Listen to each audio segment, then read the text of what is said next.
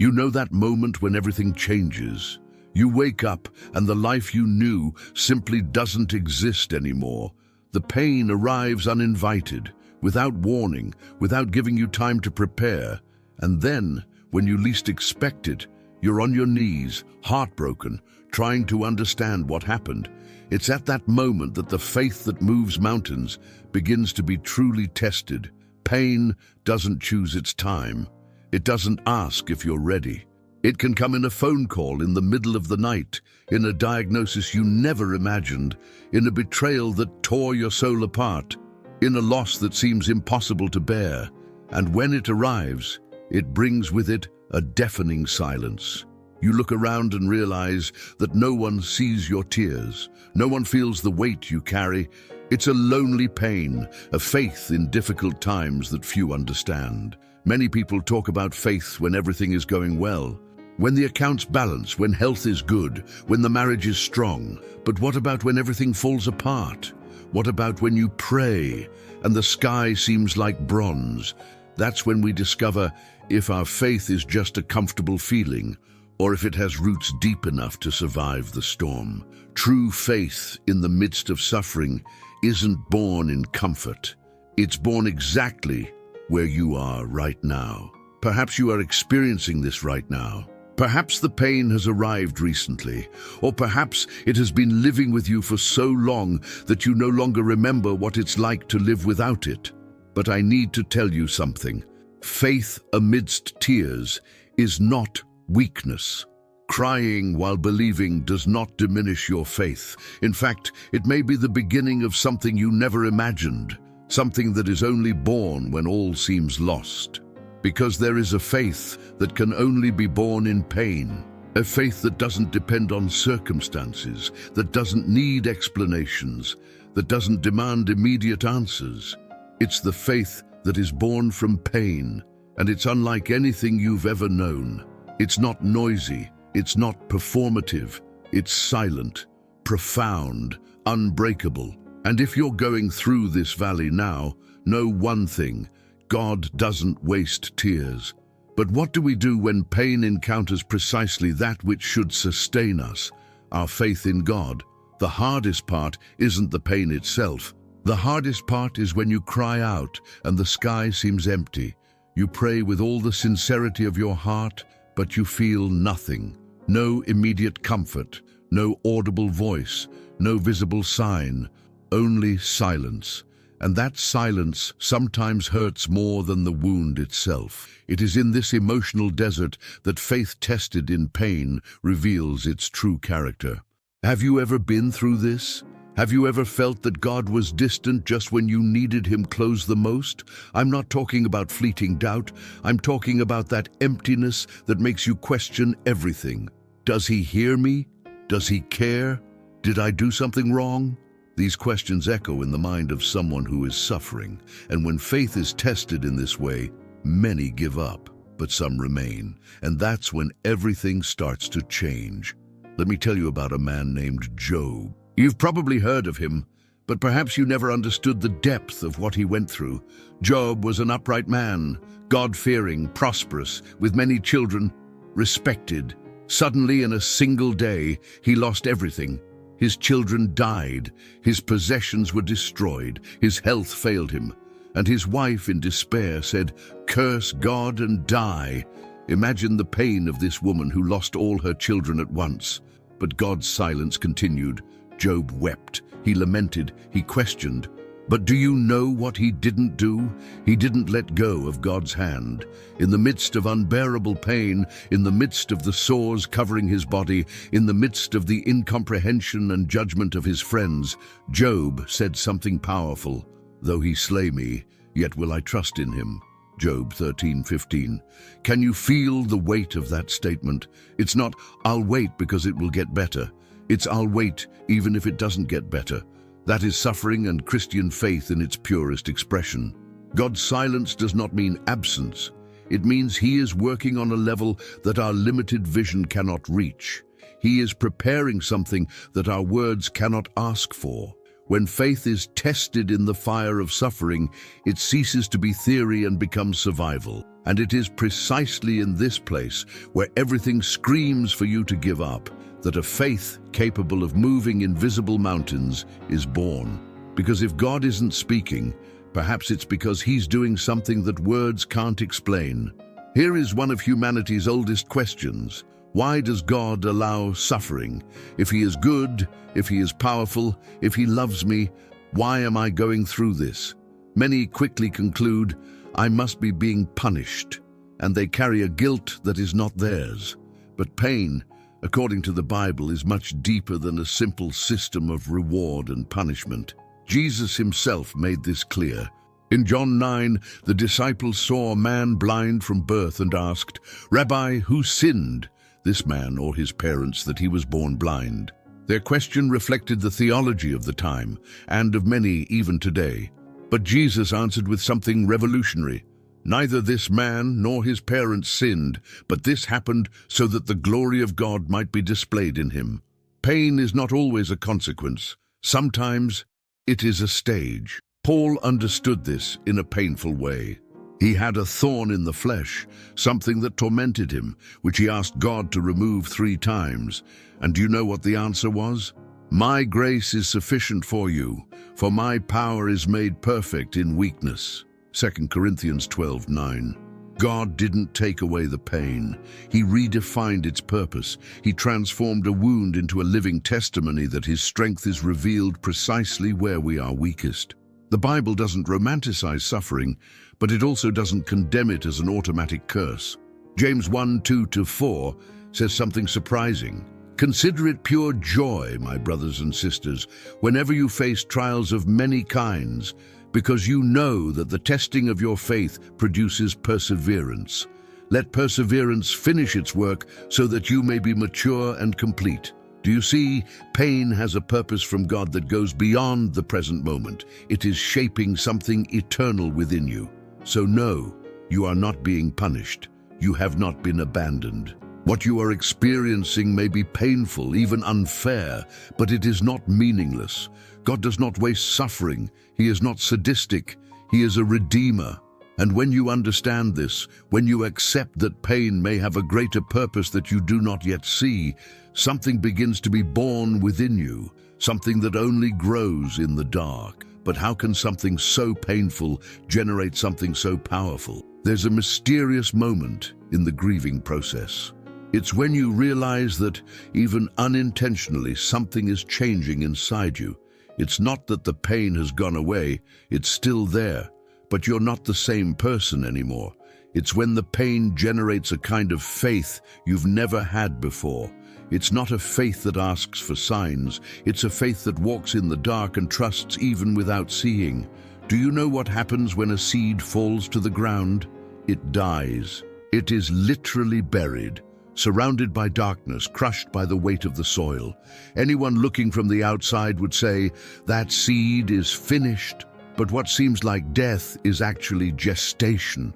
Beneath the earth, invisible to human eyes, a tree is being born. Jesus said, unless a grain of wheat falls into the ground and dies, it remains alone.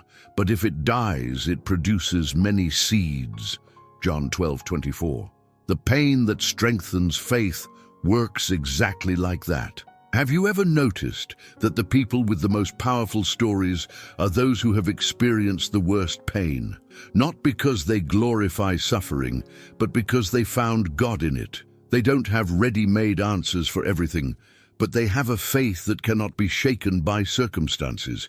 It is a faith born of pain, forged in fire, tested in the desert, and that emerges stronger on the other side. Before we continue, I want to take a quick break.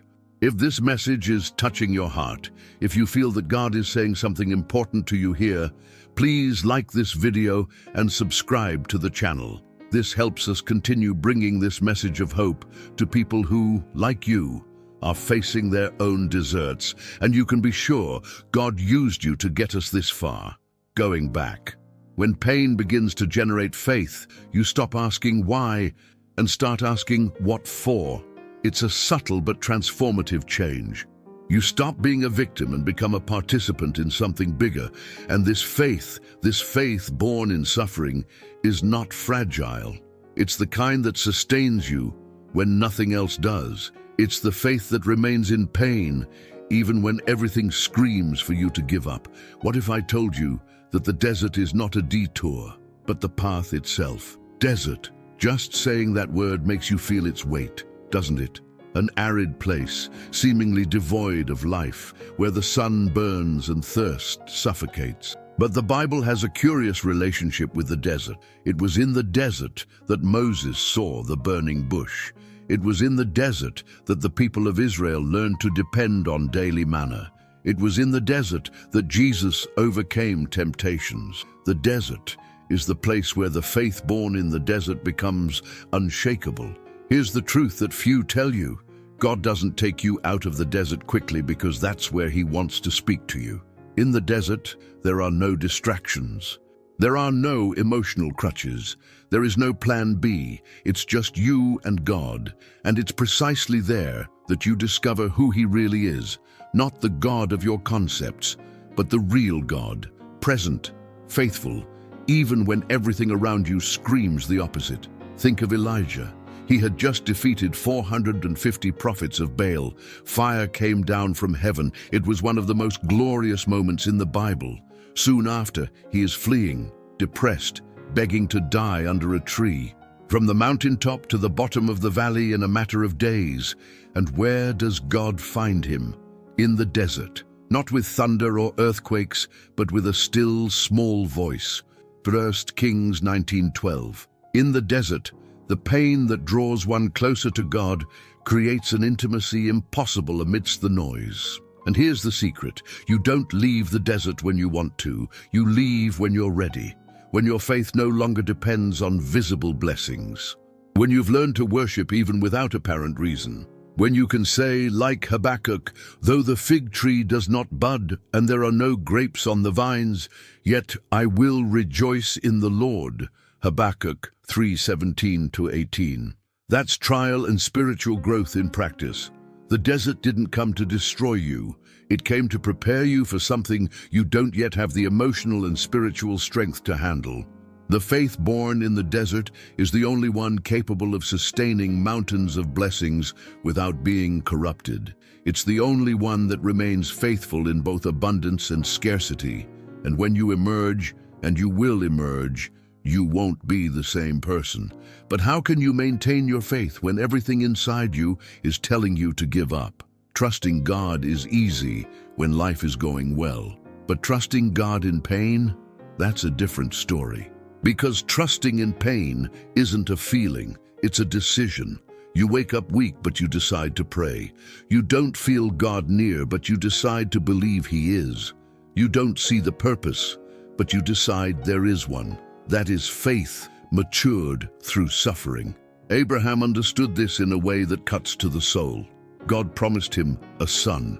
He waited 25 years until Isaac was born. And then God asked him to sacrifice that same son. It doesn't make sense, right? But Abraham went up Mount Moriah with Isaac, built the altar, bound the boy, and raised the knife. Hebrews 11:19 explains what was going on in his mind. He believed that God could raise Isaac from the dead. He trusted beyond human logic. This is the faith that endures through pain, not because you have all the answers, but because you know the one who does. Not because you see the end, but because you trust in the author.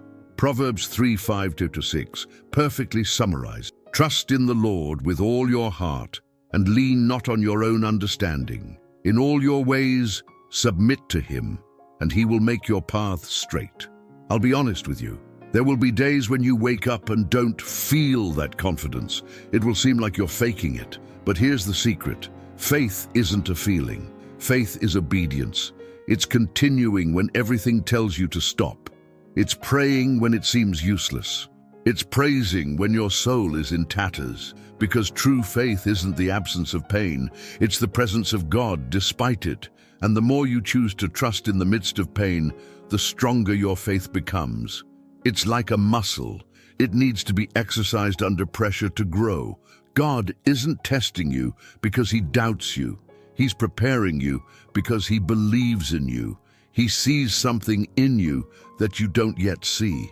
And this trust that you are building now, brick by brick, tear by tear, will sustain you through everything that is yet to come. Because there is a difference between superficial faith and faith forged in fire. Pure gold doesn't come from the surface. It needs to be extracted, crushed, and melted at extremely high temperatures. Only fire reveals what is real gold and what is impurity. The Bible uses this image several times because it is profoundly spiritual. He tests us like silver, he refines us like gold. Psalm 66:10. Faith forged in suffering goes through the same process, painful but transformative. Peter wrote something impactful about this.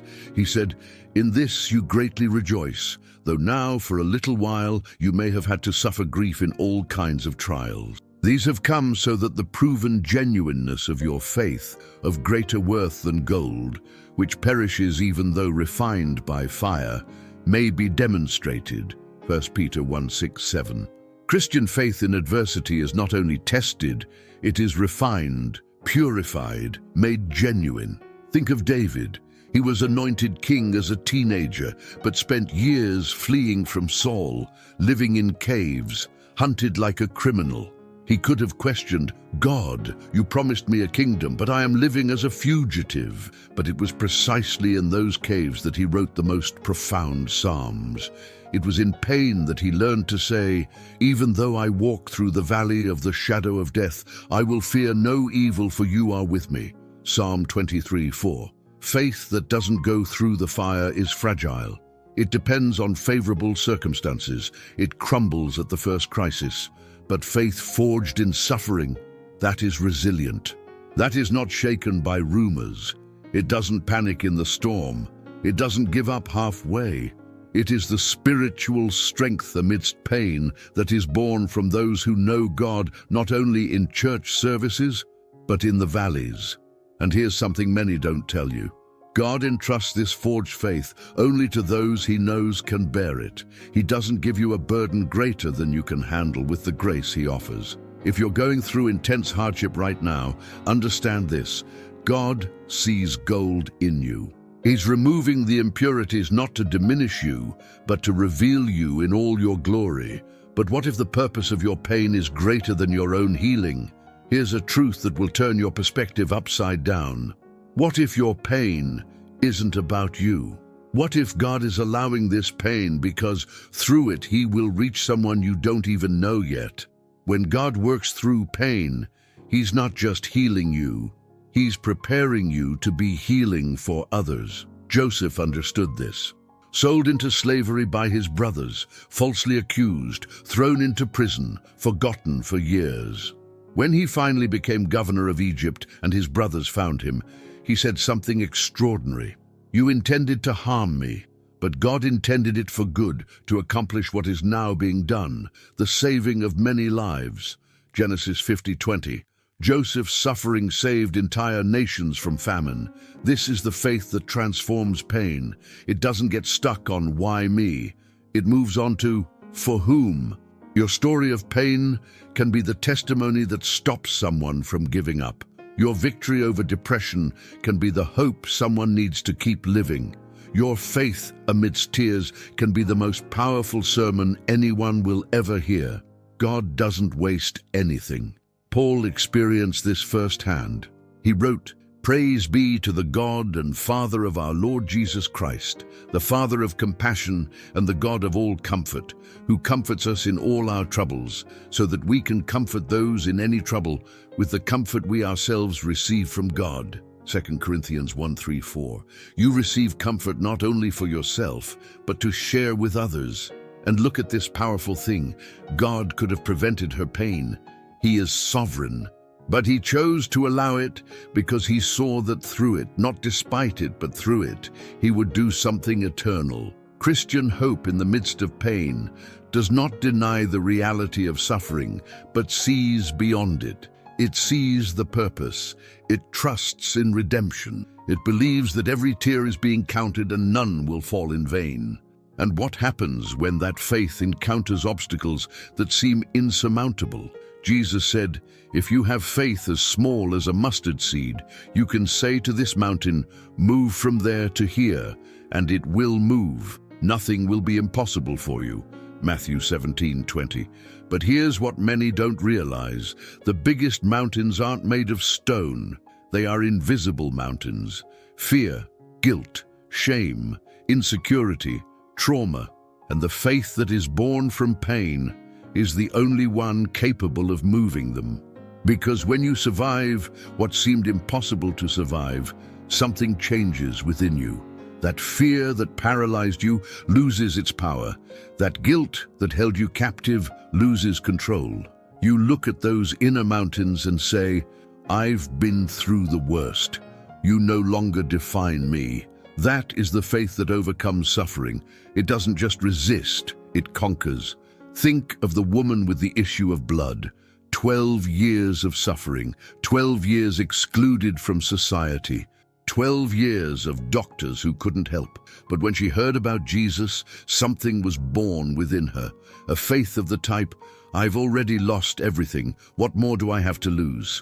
She crawled through the crowd, touched the edge of Jesus' garment, and was instantly healed. Jesus said, "Your faith has healed you." Mark 5:34. Faith in the midst of suffering doesn't wait for permission. It acts. And do you know what the most dangerous mountain of all is? The mountain of giving up. That voice that says, "It's not worth it, you've tried too hard, give up." But the faith that was forged in the desert, refined in the fire, tested in pain, looks at that mountain and says, "Get out of the way." Because whoever has seen God act in the impossible knows that no mountain is too big. Philippians 4:13 is not a cheap motivational verse. It's a declaration of spiritual warfare. I can do all things through him who strengthens me. It's not "I can do all things because I am strong," but "I can do all things because he is strong in me." And when that truth penetrates deep into your soul, when it becomes more real than your circumstances, the mountains begin to tremble. Because the faith that moves mountains doesn't ask permission, it commands. And after the storm passes, what remains? Do you know what the greatest evidence is that God was with you all along? You're still here. Still standing, still breathing, still believing. After everything you've been through, after all the seemingly endless nights, after all the tears no one saw, you survived. And that's no ordinary victory. That's the victory of faith that survived the pain. There's something profoundly transformative about looking back and realizing you've overcome what seemed insurmountable. That valley of the shadow of death you thought would swallow you whole. You climbed out of it.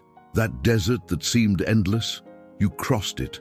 And now, you're not the same person anymore. You carry scars, yes, but each one is a living testament to the fact that faith endures through pain. Paul knew this. He wrote from prison, "I have fought the good fight. I have finished the race. I have kept the faith." 2 Timothy 4:7. He didn't say, "I had an easy life," or "I never suffered." He said, "I fought, I finished, I kept." Victory isn't about never falling, it's about getting up every time. Faith matured through suffering isn't naive. It knows pain, but it chooses hope nonetheless.